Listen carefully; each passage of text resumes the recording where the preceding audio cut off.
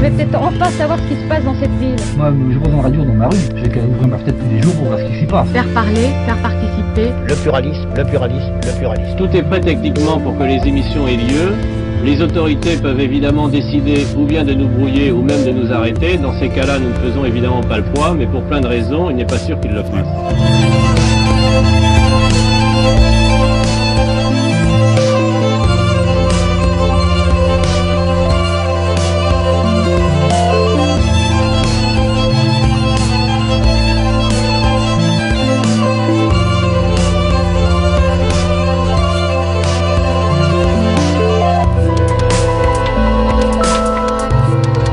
Entre 2700 et 5000 personnes selon les sources dans les rues de Rennes ce midi et cet après-midi pour protester contre le projet de loi travail.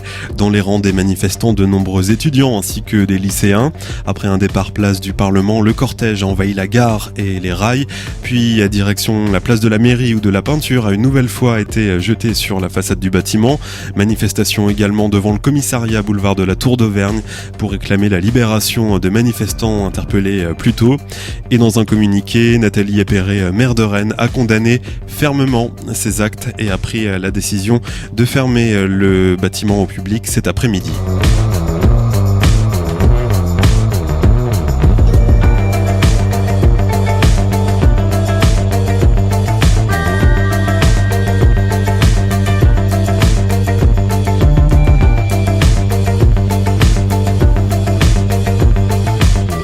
Et voilà pour les infos du jour. L'actualité, vous l'aurez compris, c'est le mouvement contre la loi travail qui continue malgré le recul du gouvernement. On va entendre aujourd'hui avec Élise Amchar. Bonjour Élise. Bonjour. Une autre voix qu'on n'a pas forcément l'habitude d'entendre, celle d'un étudiant, un jeune de droite. Les jeunes républicains soutenaient l'avant-projet de loi El Khomri avant sa révision lundi dernier. On écoute Gauthier Roudot, responsable des jeunes républicains d'Ille-et-Vilaine, qui juge la loi vidée de sa substance. Aujourd'hui, nous dénonçons en fait ce que nous avions anticipé la semaine dernière, c'est-à-dire que moi la semaine dernière j'étais intervenu en disant qu'on soutiendrait la loi en l'état. La loi était initialement prévue pour permettre de désenclaver le marché de l'emploi, pour permettre de rapprocher les jeunes de l'emploi ainsi que les chômeurs, parce qu'il y a quand même 6 millions de chômeurs en France et 25% des jeunes sont au chômage. Aujourd'hui, on dénonce l'immobilisme du gouvernement qui a fait marche arrière sur un projet de loi qui était cohérent initialement et qui maintenant se retrouve vidé de sa substance. On arrive à un gouvernement socialiste qui a peur des syndicats, qui dès qu'on va dans la rue commence à revoir ses ambitions à la baisse, et je pense pas que la réforme qui a été proposée, enfin l'avant-projet de réforme présenté hier soit à la hauteur des attentes et des enjeux pour la France.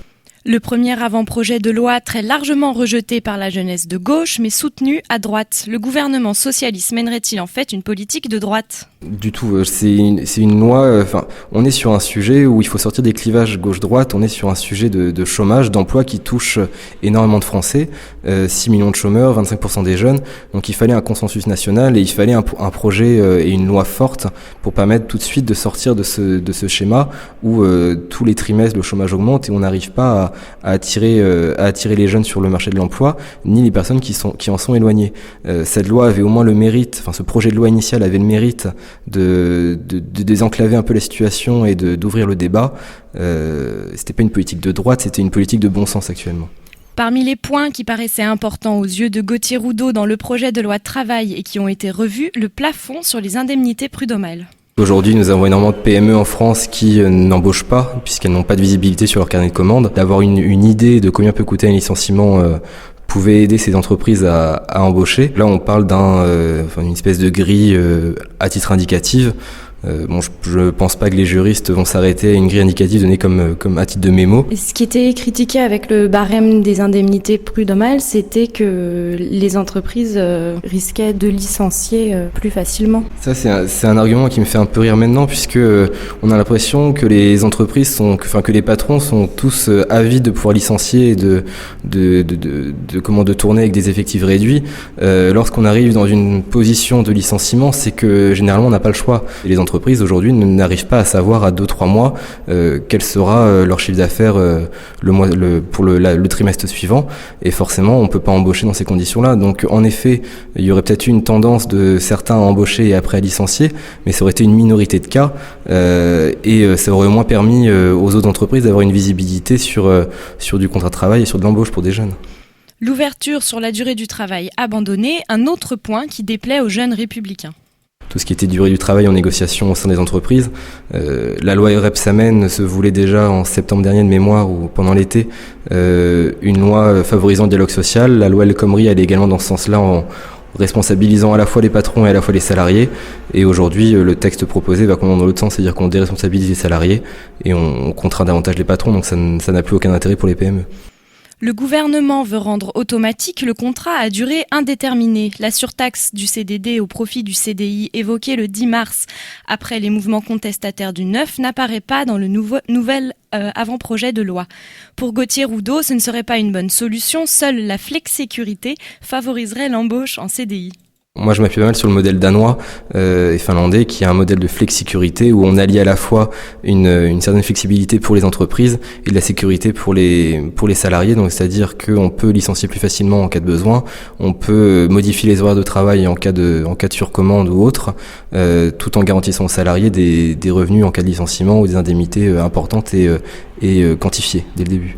C'est ce qui se fait dans les pays nordiques et au Danemark, qui sont à 5% de chômage. Mais c'est difficile de s'inspirer d'un modèle dont tout fonctionne différemment. C'est difficile, oui, mais aujourd'hui en France, malheureusement, il n'y a plus grand-chose qui fonctionne. Donc au bout d'un moment, il faut bien qu'on prenne comme solution ce qui marche, avec un système sur lequel on voit des effets immédiats. L'Irlande s'est un peu inspiré de ce système-là pour se remettre en route il y a maintenant 5-6 ans. Ça a plutôt bien fonctionné, donc ils ont aussi réussi à s'adapter. Et c'est tout le but de la flexibilité et de la flexsécurité. On continue sur les propositions des jeunes républicains pour une réforme du Code du travail. Tout d'abord, nous on appelle à la simplification de ce code. C'est pas normal d'avoir un Code du travail aussi complexe avec autant d'alinéas qui complexifie toutes les situations et qui ne permet pas aux entreprises d'avoir une visibilité. Nous appelons également à ce que voulait faire un peu le texte initial, à savoir permettre aux entreprises de connaître les règles d'un licenciement économique, puisqu'aujourd'hui on est dans un cas où on peut licencier pour terme économique, mais on n'a pas de définition de ce qu'est un licenciement économique, on ne sait pas à partir de quelle perte on peut qualifier la situation de dramatique et justifier un licenciement. Donc nous on voulait vraiment, on faisait des propositions pour clarifier un peu le Code du travail, juste le clarifier. Hier, mercredi 16 mars, Gauthier Roudot s'est rendu à l'Assemblée générale de la fac de droit de Rennes, organisée par l'UNEF, l'Union nationale des étudiants de France. Nous avons eu une présentation de la loi faite par les activistes de l'UNEF, avec un angle totalement partisan et quasiment démagogique, où sous le couvert de l'Assemblée générale, on nous vendait un débat, mais un débat... Lorsqu'il y a un amphi de 40 personnes qui sont affiliées UNEF, il n'y a pas de débat possible. Donc il n'y a eu que leurs interventions qui se sont suivies. Et la décision, ça a été de poursuivre les actions, les intensifier pour la manifestation nationale. Les assemblées générales étudiantes sont essentiellement composées d'étudiants à gauche, voire très à gauche, et il y a donc des personnes de droite qui s'infiltrent dans ces assemblées générales pour voir comment ça se passe. Qui s'infiltre, c'était une assemblée générale publique, donc moi je pensais réellement qu'il y aurait un temps de débat sur l'événement qui était initialement sur Facebook. C'était indiqué débat sur la loi El Khomri, assemblée générale de l'université. Ce qui n'était pas indiqué, c'était que c'était seulement les étudiants de l'UNEF qui seraient présents et que le débat était pas un débat, était une présentation du texte. Et donc à l'origine, vous comptiez participer au débat ? C'était une éventualité. Après moi, j'ai pas comme rôle d'être dans les facs. Il y a des syndicats étudiants affiliés aux Républicains qui sont dedans. Je pense à l'Uni notamment. Donc moi, ce n'était pas mon rôle principal et j'étais pas attendu sur ce sujet-là. Je voulais simplement constater un peu ce qui allait se passer et anticiper après pour la suite du mouvement. Au final. La mobilisation contre la loi travail continue. Cet après-midi, la manifestation a rassemblé 2700 personnes dans les rues de Rennes selon la préfecture d'Ille-et-Vilaine, plusieurs milliers selon les organisateurs. Et le prochain appel à manifester est fixé au 31 mars. Les jeunes républicains ne participent pas à ce mouvement, malgré leur désaccord avec le nouvel avant-projet de loi, puisque, je cite Gauthier Roudot, pour eux, la contestation ne passe pas par la rue, mais par la proposition. Ils attendent donc les amendements que proposeront les députés de droite. Des débordements ont eu lieu en marge de la manifestation aujourd'hui à Rennes, Ronan le disait dans les informations. Gauthier Roudot a réagi sur Twitter, je le cite à nouveau, « Affrontement et dégradation à Rennes, une nouvelle fois. Manifester est un droit, respecter la ville et les Rennais est un devoir. » Merci beaucoup, Elisa Mchin. Merci.